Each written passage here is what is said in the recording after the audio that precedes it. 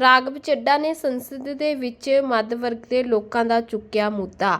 ਕਿਹਾ ਟੈਕਸ ਵਿੱਚ ਰਾਹਤ ਦਾ ਮੱਧ ਵਰਗ ਨੂੰ ਕੋਈ ਖਾਸ ਫਾਇਦਾ नहीं। मिडिल क्लास लोगों के अहम मुद्दे उत्ते राघव चड्डा ने घेरी केंद्र सरकार। देखो की कुछ कहा। सर, इस बजट को सरकार ने मिडिल क्लास का बजट कहकर बताया और कहा कि ये मिडिल क्लास की सारी समस्याओं का हल है इस बजट में। तो सबसे पहले सर मैं मिडिल क्लास की चर्चा करना चाहूंगा, उसके बाद अपने भाषण के अन्य भागों पे जाता जाऊंगा। सर, पहली बात तो यह है कि सरकारें मिडिल क्लास को एक आत्मा रहित कंकाल समझती हैं जिसकी हड्डियों पे चढ़ के $5 ट्रिलियन इकोनॉमी बनाना चाहती हैं। सर, इस देश का मिडिल क्लास कमर तोड़ मेहनत करता है, लेकिन इस मेहनत के बावजूद मिडिल क्लास गरीब हो रहा है, अमीर नहीं हो रहा।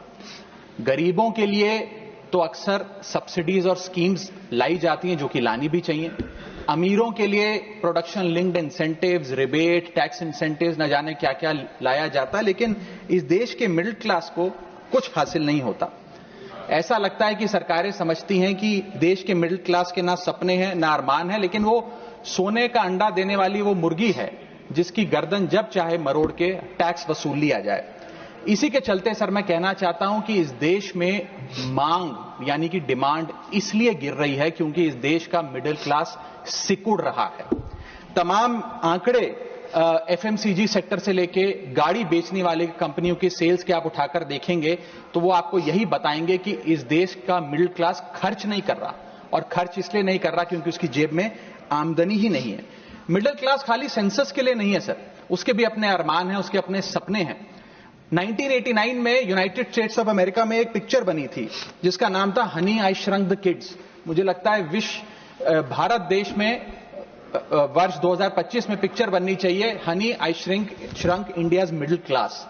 सर, मैं आपको साफ तौर पे बताना चाहता हूं कि मिडिल क्लास टैक्स उससे वसूला जाता है जैसे उससे किसी अधिकार से हम टैक्स ले रहे हैं और सुविधा उसको एहसान मुताबिक दी जाती है। सर, नेस्ले इंडिया के अभी आंकड़े आए जो इस देश की सबसे बड़ी एफएमसीजी कंपनियों में आता है।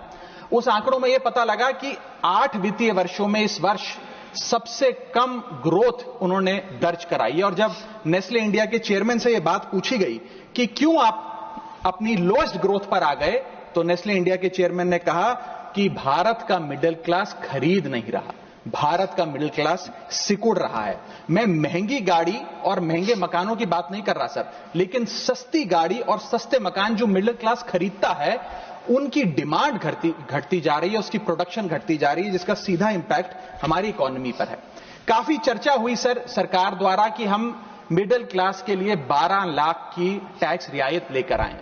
मैं सर बतौर चार्टर्ड अकाउंटेंट ये बताना चाहता हूं कि ना ही ये टैक्स एग्जेम्पशन है, ना ही ये टैक्स डिडक्शन है, ये एकमात्र टैक्स रिबेट है। इस रिबेट का स्वागत हम सब करते हैं, हम सबको खुशी हुई, लेकिन मैं आपको इन तीनों में फर्क बताना चाहता हूं और ये दिखाना चाहता हूं कि कैसे चोर दरवाजे से इंडियन मिडिल क्लास से अभी भी इनकम टैक्स वसूला जा रहा है।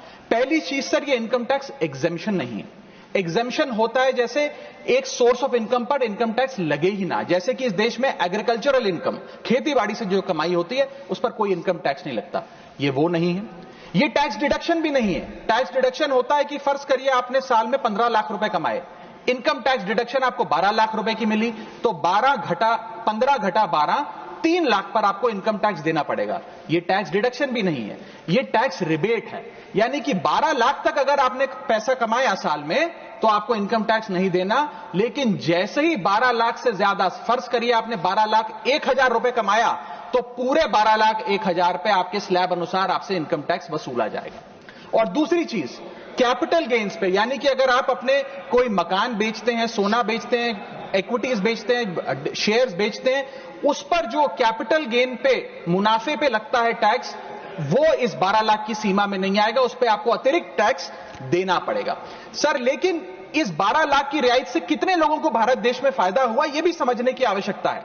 हम 140 करोड़ की आबादी वाले देश में रहते हैं, जिसमें मात्र 8 करोड़ लोग इनकम टैक्स की रिटर्न भरते हैं, और इन 8 करोड़ लोगों में से मात्र 3 करोड़ लोग इनकम टैक्स भी भरते हैं।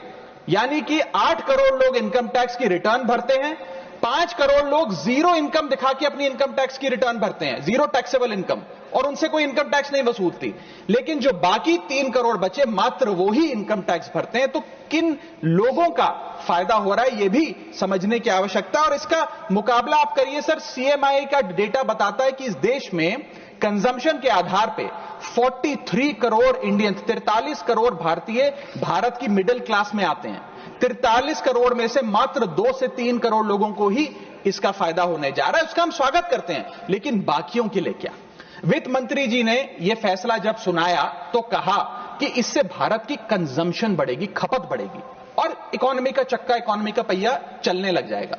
मैं आपको बताना चाहता हूं और इस सदन में भविष्यवाणी करता हूं सर कि इस टैक्स रियायत से इस देश की कंजम्पशन नहीं बढ़ने वाली।